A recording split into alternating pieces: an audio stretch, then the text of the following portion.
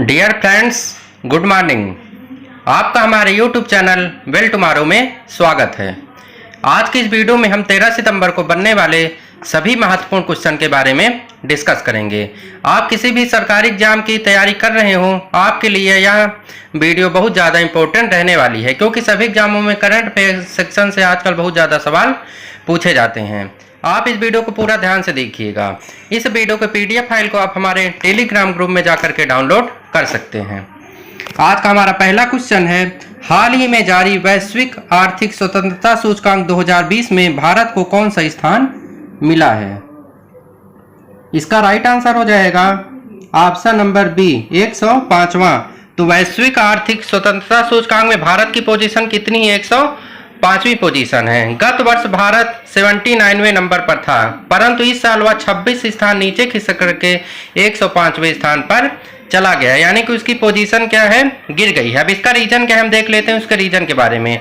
तो भारत सरकार की जो आकार होता है, न्यायिक प्रणाली में कार्य करने की जो क्षमता होती है, व्यापार करने की जो स्वतंत्रता होती है, उन सब में पिछले एक साल में काफी कमी देखी गई है। इसी कारण भारत की पोजीशन थोड़ा गिर गई है और वह 105वें नंबर पर आ गया है। इस रिपोर्ट में हांगकांग पहले स्थान पर है और सिंगापुर दूसरे पर और न्यूजीलैंड तीसरे पर है। तो आपको टॉप थर्ड और भारत की पोजीशन याद रखनी है। तो भारत की रैंकिंग कितनी है वैश्विक आर्थिक स्वतंत्रता सूचकांक में? 105वीं है। आज का हमारा नेक्स्ट क्वेश्चन है, WHO के स्वतंत्र पैनल में किस भारतीय को शामिल किया गया है? इसका राइट आंसर हो जाएगा option number C, Preeti Sudan को। अभी हाल ही में WHO का एक स्वतंत्र पैनल बनाया गया है, उसमें प्रीति सूदन को शामिल किया गया। यह पैनल कोविड-19 महामारी से निपटने के लिए 11 लोगों का एक पैनल बनाया गया है, जिसमें से एक भारतीय को शामिल किया गया। उनका नाम क्या है? प्रीति सूदन। अब यहाँ पर बात WHO को हुई है, तो हम देख लेते हैं इसके बारे में। WHO का फुल फॉर्म क्या होता है? World Health Organization. इसकी स्थापना 7 अप्रैल 1948 को हुई थी और WHO का हेडक्वार्टर कहाँ पर है? जिनेवा, स्विट्जरलैंड में। और WHO के अध्यक्ष कौन है? टेड्रोस अधानोम है। आज का हमारा नेक्स्ट क्वेश्चन है, बॉलीवुड के किस प्रसिद्ध अभिनेत्री को महाराष्ट्र के सत्तारूढ़ राजनेताओं के साथ विवाद के मद्देनजर गृह मंत्रालय द्वारा Y+ श्रेणी की सुरक्षा प्रदान की गई है? इसका राइट आंसर हो जाएगा option number A, Kangana Ranaut. अभी हाल ही में कंगना रनौत को Y+ श्रेणी की सुरक्षा प्रदान की गई है। यह सुरक्षा VIP लोगों के लिए दी जाती है। इसमें 11 पुलिसकर्मी होते हैं, उसके साथ साथ 2 कमांडो भी होते हैं। तो इस प्रकार की सुरक्षा किसे मिली है? बॉलीवुड अभिनेत्री कंगना रनौत को मिली है। यह सुरक्षा जो प्रदान करता है गृह मंत्रालय के अंतर्गत IB के अधिकारियों द्वारा डिस्कस करके किसी खास व्यक्ति को यह सुरक्षा प्रदान की जाती है। तो यह सुरक्षा किसे दी गई है? अभी हाल ही में कंगना रनौत को दी गई है। आज का हमारा नेक्स्ट क्वेश्चन है, सुप्रीम कोर्ट ने हाल ही में लोन मोरेटोरियम की तारीख को कब तक के लिए बढ़ा दिया है? इसका राइट आंसर हो जाएगा ऑप्शन नंबर सी, 28 सितंबर। तो लोन मोरेटोरियम की तारीख को कब तक बढ़ाया गया है? 28 सितंबर तक के लिए बढ़ाया गया है। अब यहाँ पर टर्म आया है लोन मोरेटोरियम, तो हम बात करते हैं इसके बारे में। आखिर यह टर्म है क्या, या क्या कहना चाह रहा है? तो जैसे आपको पता होगा कि जैसे लोग मान लीजिए कोई फ्लैट ही लेता है तो उसको EMI पे लेता है, तो उसको कुल मिलाकर के EMI को जो कर्ज चुकाने की तारीख होती है, उसी को सुप्रीम कोर्ट ने बढ़ा करके 28 सितंबर कर दिया गया है। मार्च में ही कोरोना वायरस महामारी के कारण 3 महीने के लिए इस तारीख को बढ़ाया गया था, 31 मई तक के लिए बढ़ाया गया था। उसके बाद में इसे पुनः बढ़ा करके 31 अगस्त तक कर दिया गया था। अब हाल ही में सुप्रीम कोर्ट द्वारा EMI को चुकाने की तारीख को कब तक के लिए बढ़ा दिया गया है? 28 सितंबर तक के लिए बढ़ा दिया है।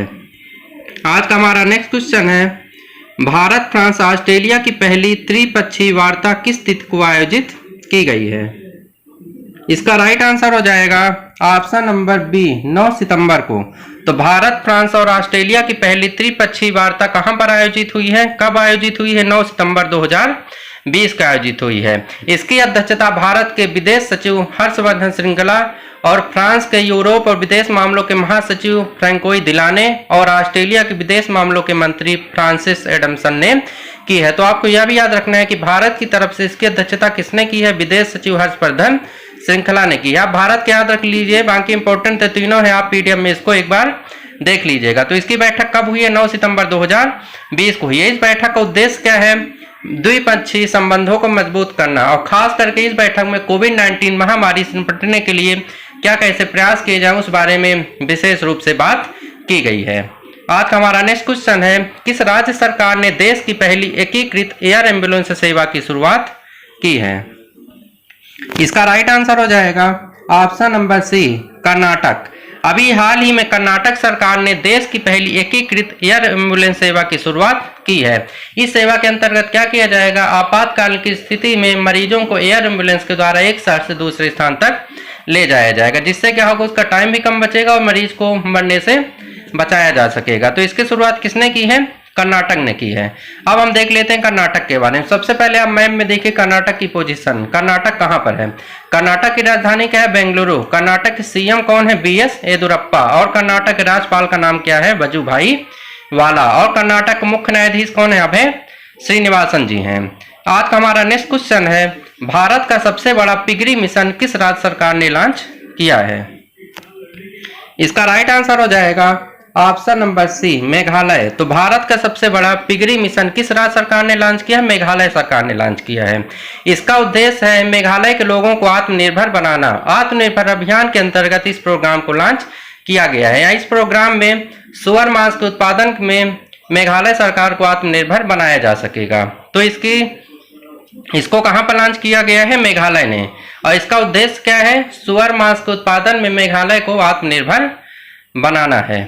आज का हमारा नेक्स्ट क्वेश्चन है, हाल ही में डायना रिक का निधन हुआ है, उनका संबंध किससे था? इसका राइट आंसर हो जाएगा ऑप्शन नंबर डी, एक्ट्रेस। अभी हाल ही में डायना रिक का निधन हुआ है, वह एक ब्रिटिश एक्ट्रेस थी। उन्होंने Ring the Avengers, On Her Majesty's Secret, Evil Under the Sun, Game of Thrones जैसे फिल्मों में भी काम किया था। तो वो क्या थी? ब्रिटिश एक्ट्रेस के नाम से वो जानी जाती थी। उनका नाम क्या था? डायना रिग था। आज का हमारा नेक्स्ट क्वेश्चन है, international day for south south cooperation दिवस कब मनाया जाता है? इसका राइट आंसर हो जाएगा ऑप्शन नंबर सी, 12 सितंबर को। तो international day for south south cooperation दिवस कब मनाया जाता है? 12 सितंबर को मनाया जाता है। यह दिवस जो होता है दक्षिण के क्षेत्रों में आर्थिक, सामाजिक और राजनीतिक विकास को कैसे बढ़ावा जाए, इसी के बारे में बात करने के लिए यह दिवस प्रतिवर्ष 12 सितंबर को मनाया जाता है। आज का हमारा नेक्स्ट क्वेश्चन है, किस बैंक ने स्टार्टअप और उद्यमियों के लिए आई स्टार्टअप 2.0 नामक उत्पाद को लॉन्च किया है? इसका राइट आंसर हो जाएगा option number B, ICICI bank. तो स्टार्टअप और उद्यमियों के लिए आई स्टार्टअप 2.0 किसने लॉन्च किया है? देश के दूसरे सबसे बड़े प्राइवेट बैंक आईसीआईसीआई बैंक ने लॉन्च किया है।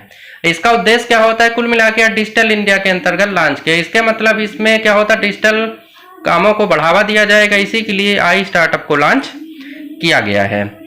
अब यहाँ पर बात आईसीआईसीआई को ही तुम देख लेते हो उसके बारे में। इसका हेडक्वार्टर कहाँ पर है? मुंबई, महाराष्ट्र में। और इसके एमडी एंड सीईओ कौन है? संदीप बख्शी। और आईसीआईसीआई बैंक की टैग लाइन क्या है? हम है ना ख्याल आपका। अब कल के वीडियो का आंसर है, किस राज्य में सर्वप्रथम कैनबिस दवा परियोजना को स्थापित किया गया है?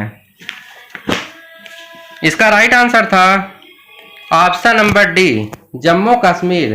तो कैनबिस दवा परियोजना को कहां पर स्थापित किया गया है? जम्मू कश्मीर में स्थापित किया गया है।